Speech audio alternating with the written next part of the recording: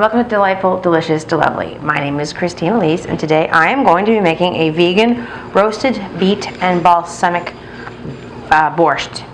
Borscht is a beet soup, and it's a pretty simple recipe. I have a golden beet version of it that I'll post a link to below as well, but this is a red beet. Actually, I have a mix of red and gold in here, but it's going to come out all red because the red is very dominant.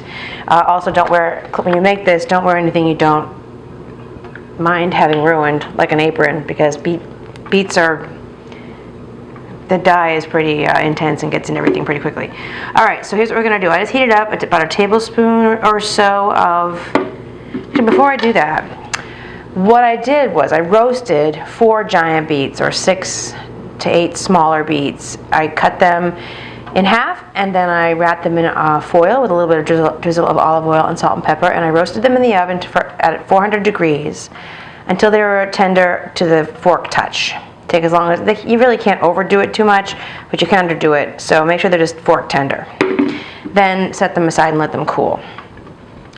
When it's time to use them, I've already done this in advance, you don't have to even have peeled them, by the way. You can take beets, wash them, but leave the skin on, and salt and pepper, olive oil wrapped in foil in the oven at 400.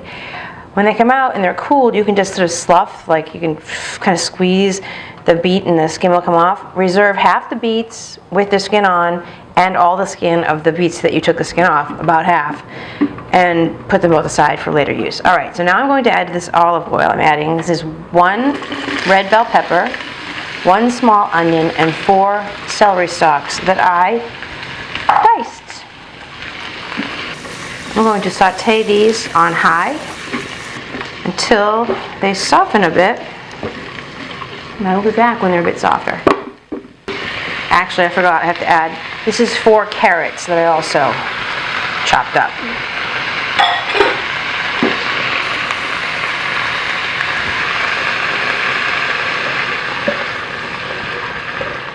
Okay, when the onions and celery are a little softened, I'll be back.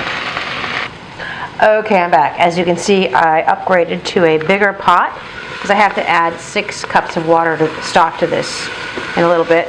So, alright, I kind of burned them just a little bit, but not too badly. I'm going to burn my hand on this pot, I know it. Alright. To this I'm going to add 2 bay leaves, and this is 4 minced garlic cloves. I'll let those go in there for about a minute or so.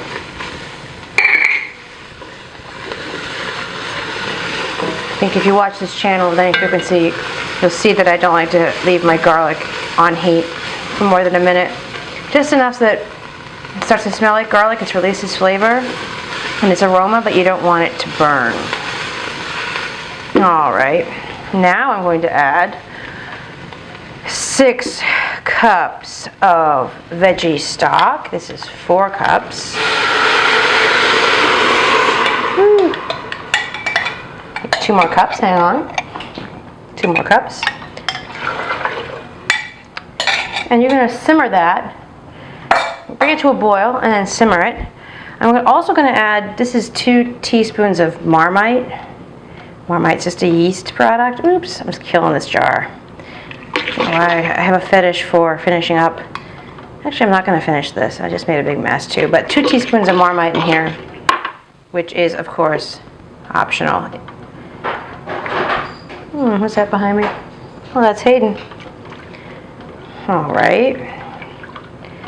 So, you want to just simmer this until the carrots really become tender. And while that comes to a boil, I'll be right back. Okay, I'm back. This has been simmering for a while. This is a very easy soup, by the way.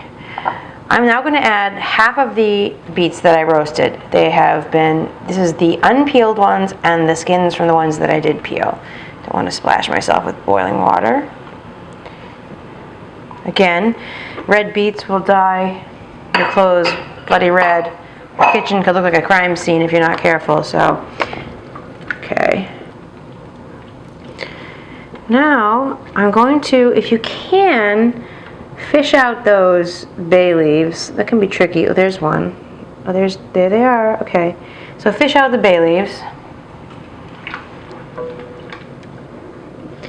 Then add about a tablespoon or so of a nice quality balsamic vinegar. This is a red one. I have a really nice white one that I have yet to open, but I'll go through this before I open that white one. But the white one, it's nice. It's like a whiskey bottle. I kind of enjoy it.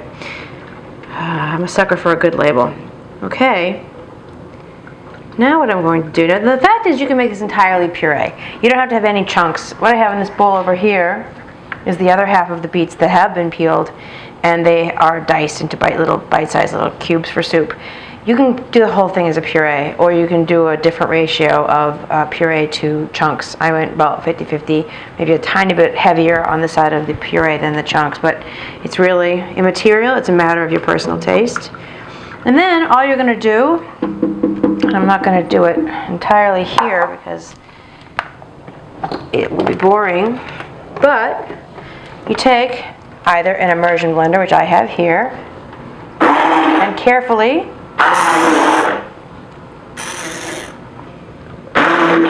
puree this all up. You can do it in a blender. You can wait till it cools if you're afraid of scalding hot magenta thick puree flying in your face. Oh, in this, hold on a second.